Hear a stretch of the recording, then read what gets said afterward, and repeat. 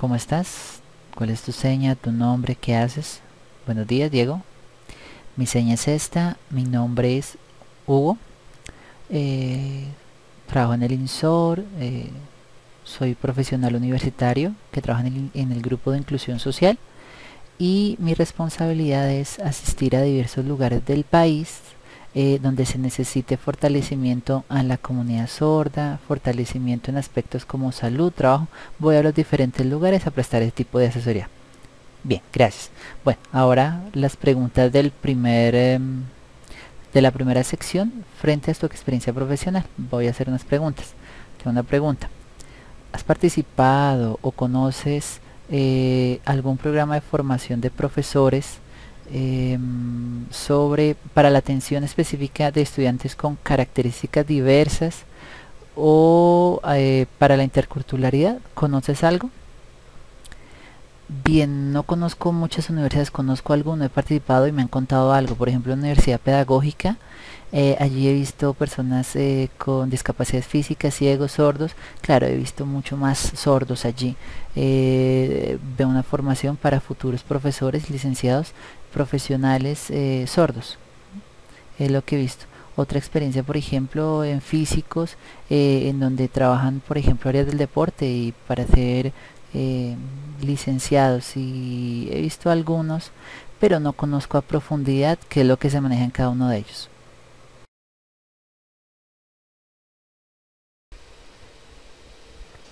¿Tú has tenido experiencias de tu formación para trabajar en algunos grupos? Cuéntanos. ¿Con cuál grupo? Ah, grupo de diversidad. ¿Has estado en grupos diversos y has tenido algún tipo de práctica con grupos diversos? Tengo una experiencia con una persona ciega. Antes, cuando estudiaba procesos de aprendizaje, debía integrar unos grupos de deporte. Allí estaba, fui allí y allí se estaba hablando sobre el proceso de aprendizaje de las personas ciegas. Pero yo no conocía, me dijeron, no, es una práctica que tienes que estar allí. Allí pues dialogué y pues no conocía, entonces me vendaron los ojos para tener una experiencia, pero cometí muchos errores porque pues no conocía a la persona ciega, no sabía quién era, tenía unas representaciones imaginarios de ella. Lo primero que hicieron fue algunas normas porque no era coger a la persona por cualquier lado, ¿sí? Hay que comprender la persona sorda y allí hay ciertas normas, por ejemplo agarrar en ciertos puntos. Caminar un sendero es difícil, la memoria que hay que tener es grande. También a profundidad pueden oír y pueden escuchar y hablar allí, pero ciego y sordo es muy difícil. Sí, la verdad es la única experiencia de diversidad que tengo. Con otras no, es la única experiencia. Bueno, con sordos también, allí hay diferencias. Todos los sordos no son iguales, allí también hay diversidad. Están los sordos ciegos, que comunican de una manera particular y que tengo una experiencia con una amiga que me ha contado y me ha orientado sobre su vida y sobre su situación. Y esa es la experiencia que tengo. También amigos con parálisis, son la experiencia de un amigo que yo lo veía y cosa difícil. Me decía, no, vamos a jugar, vamos a practicar deporte. Uy, este amigo con esta señal tiene parálisis, pero pues podía. Otros, sí, por ejemplo, grupos con dificultades de aprendizaje, que uno hablaba con ellos y se orientan, sordos igual que yo, pero no todos los sordos son iguales, hay diversidad también. ¿Cuál es tu tiempo de experiencia dentro de los procesos de formación de profesores de lenguaje? No, nunca, nunca he participado, he mirado desde lejos, pero participar en formación, nunca.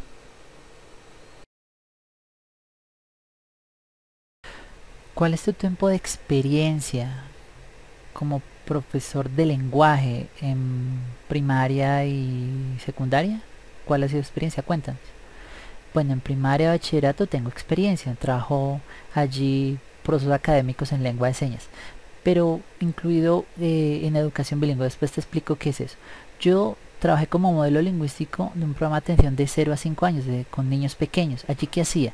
Yo era el modelo lingüístico y hacía bastante frente a expresión y diálogo. Eso significaba actividades de experiencias significativas en contexto.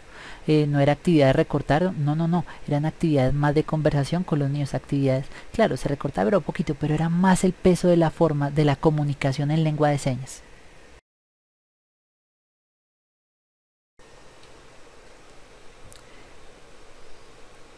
En un grupo de diversidad y de diferentes culturas, el profesor de primaria o secundaria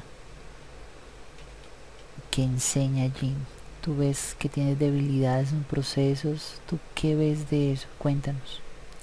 Bueno, depende, son más mayores las debilidades y pocos los que son conscientes y tienen estrategias para trabajar. Por ejemplo, un profesor debe saber mucho sobre pedagogía, sobre conocimientos y sobre representaciones sociales. ¿Pero por qué representaciones sociales?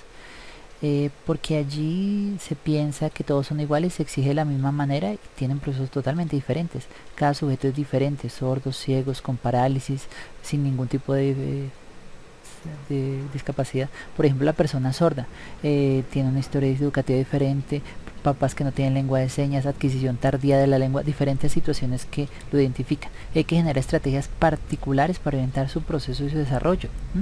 Pues, y con respecto al ciego, pues hay una gran diferencia, una orientación totalmente diferente, o al que tiene parálisis o cualquier otro, ¿sí?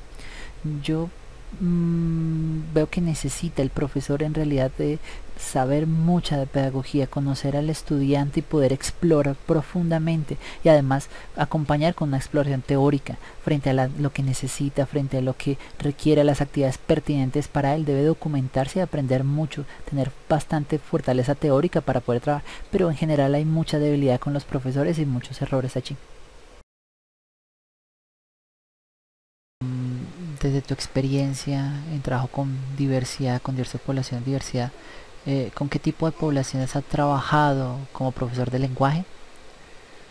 Bueno, ¿con cuál población? Con la sorda, y allí con su diversidad en la población sorda. En lengua de señas continúa todo el proceso.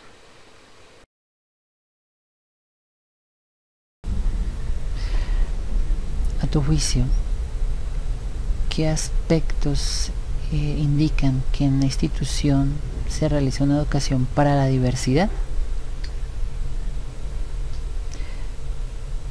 Bueno, hay currículos muy buenos, pero no hay ninguno que respete la diversidad. Por ejemplo, un currículo que sea apenas de calidad para los sordos fue el que hizo el INSOR y el que divulgó.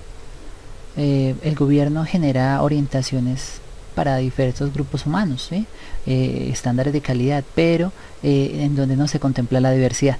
Por ejemplo, personas, grupos humanos con procesos diferentes, con procesos de formación diferente, que se particularizan, pero no se ve la diversidad. No se puede exigir igual a cualquier grupo poblacional, es imposible. Hay procesos que exigen otro diferentes, por ejemplo para los sordos un proceso diferente, la lengua de señas, los aspectos académicos conceptuales. Para las personas ciegas es un proceso diferente, un currículo pertinente para ellos, y para cada uno hay que respetar su diversidad. Desde tu experiencia en aulas cuyo primer idioma es el español, ¿m? Hay un grupo de estudiantes cuyo segundo idioma es el español.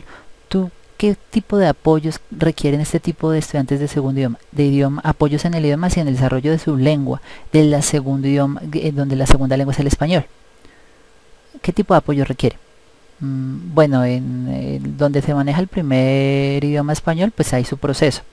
Para los sordos es importante la lengua de señas, los procesos de adquisición, y pues depende de las particularidades de las personas. Por ejemplo, si llega tardíamente, ¿se debe exigir igual? No, el primero es el proceso de adquisición. Por ejemplo, alguien que de pequeño no ha tenido comunicación con sus padres o que ha tenido padres sordos, pues bueno, allí hay una diversidad. Pero ¿qué tipo de apoyo requieren?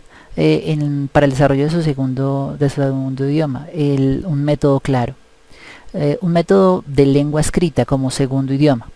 Ojo, la lengua escrita se deja exigir igual que en primera lengua, no, hay un proceso diferente, cada uno tiene un proceso diferente respetando historia. Por ejemplo, un estudiante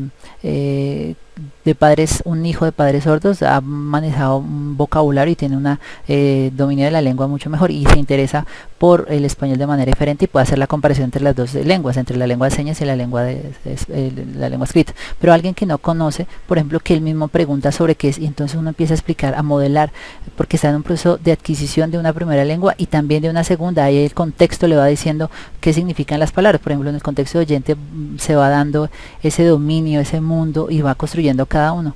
Hay que tener mucho cuidado de no exigir lo mismo porque las consecuencias es un caos. Es muy importante tener una metodología clara para estos estudiantes como segundo lengua.